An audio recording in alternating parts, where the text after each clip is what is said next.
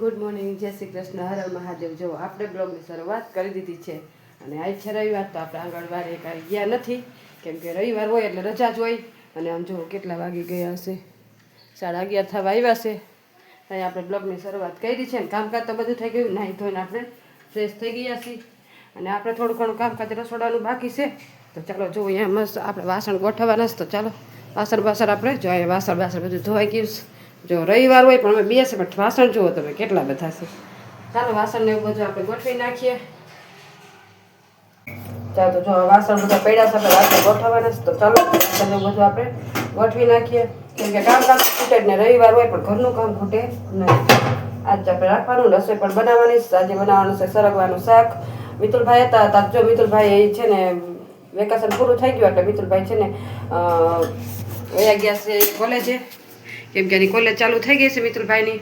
તો મિતુલભાઈ વહી ગયા છે કોલેજે અને આપણે જો કામકાજ આપણું ચાલુ જ છે આમને રૂટીનનું, જે સવારનું કામ હોય એ ચાલુ રહે કેમ કે બીજું તો આપણે છોકરા હોય તો કાંઈક નવીન નવીન આપણે કર્યા રાખી। એટલે મિતુલભાઈ છે ને એ કોલેજે પહોંચી ગયા છે કેમ કે એની કોલેજ ચાલુ થઈ ગઈ છે મિતુલભાઈની।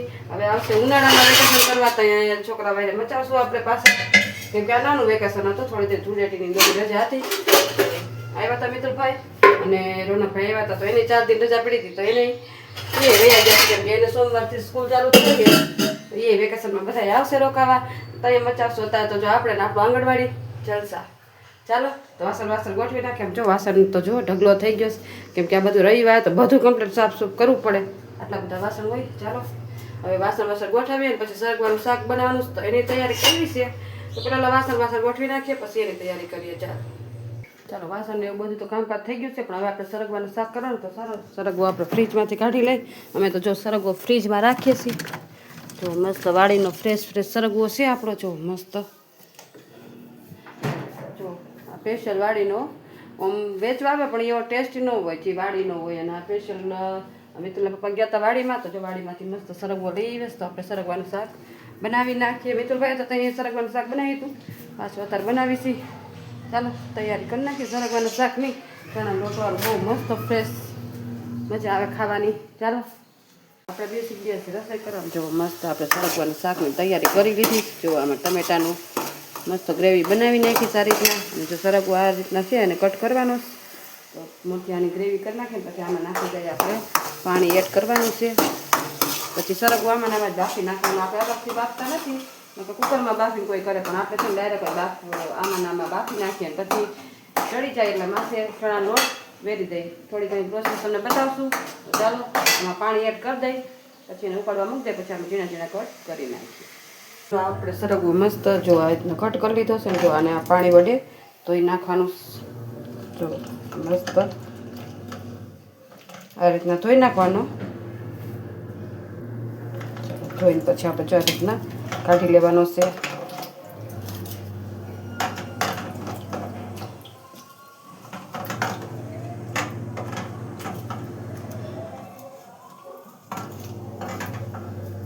ચાલો તો જો મસ્ત આપણે સરગવો ધોઈને કમ્પ્લીટ કરી નાખ્યો છે।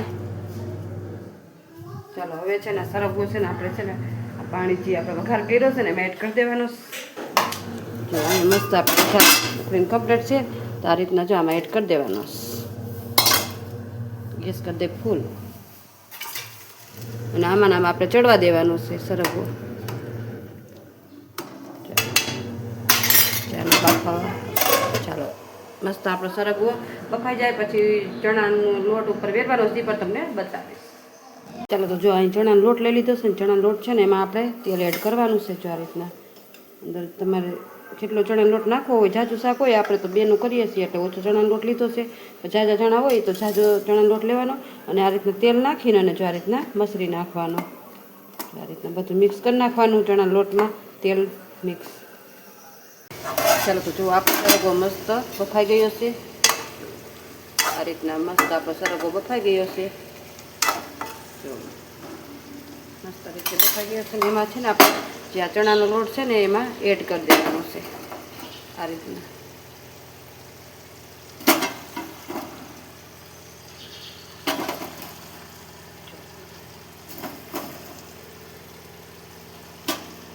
છૂટો છૂટો વેરી દેવાનો છે।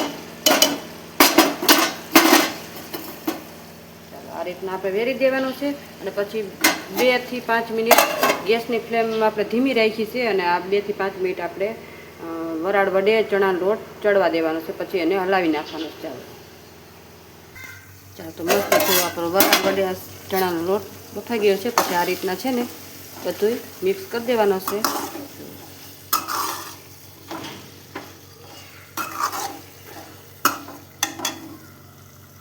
ચાલો તો જો મસ્ત આપણે ચણાનો લોટ મિક્સ થઈ ગયો છે અને હવે આપણે ઢાંકી દઈશું. જો આવું મસ્ત ચણાનો લોટવાળું સરગવાનું શાક બની ગયું છે.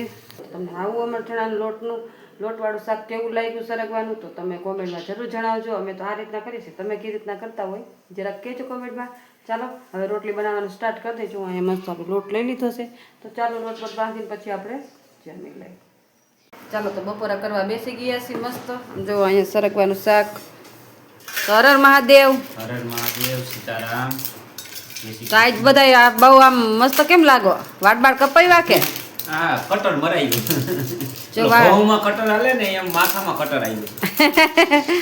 જો વાટ બાર મસ્ત કમ્પ્લીટ તૈયાર થઈ ગયા. રવિવાર હતો એટલે કા હવા ન વયા ગયા તા ને કા? હવે વાળ મારા કઈ કાતર થી તો કાપતા નથી, કટર જ માર દઈએ. હા. સારું લાગે ને? હા. અને જો હવે બપોરા કરવા બેસી ગયા છે. તમને તો બતાવ્યું હતું ઓલરેડી કે સરગવાનું શાક ને રોટલી ને આપણે તો સાદું ભોજન હોય, પાપડ છે, ગોળ છે. તો ચાલો બપોરા કરી લઈ પછી મળીએ. ચાલો તો આપણે કપડાં ધોતા ઉપરથી લઈ આવ્યા ને તડકો તો જુઓ મારા ઘરમાં બહુ તડકો છે. અને અહીં જુઓ મસ્ત આપણો લીમડો મોટો થઈ ગયો છે ને આ જો મસ્ત આપણી વેલ પણ મોટી થઈ ગઈ છે અને તુલસી પણ મોટો હતો એ સુકાઈ ગયો છોડવો ને જો નાના નાના છોડવા થઈ ગયા છે. આ રીતના કંઈક છે આપણે મેળી પર વાવ્યું છે અને આમ જો કપડાં બધા સુકાઈ ગયા છે. જો આપણે ઉપરથી કપડાં લઈ લઈ ચારે કોર કપડાં છે. ચાલો અને તડકો તો જુઓ. ચાલો કપડાં ભેગા કરી લઈ, તડકાને તપી ગયા છે.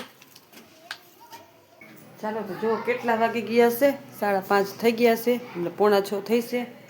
અને આપણે સપ્તાહ સાંભળી લીધી છે, સપ્તાહ બેઠી છે પાછી છત્તીસગઢમાં. ત્યાં તો એટલો વરસાદ પડ્યો છે કે વાત જ પૂછોમાં. બિચારા ભક્તો બધા બીજા પંડાલમાં ત્રીજા પંડાલમાં સપ્તાહ સાંભળે એવો છત્તીસગઢમાં વરસાદ ચાલુ છે.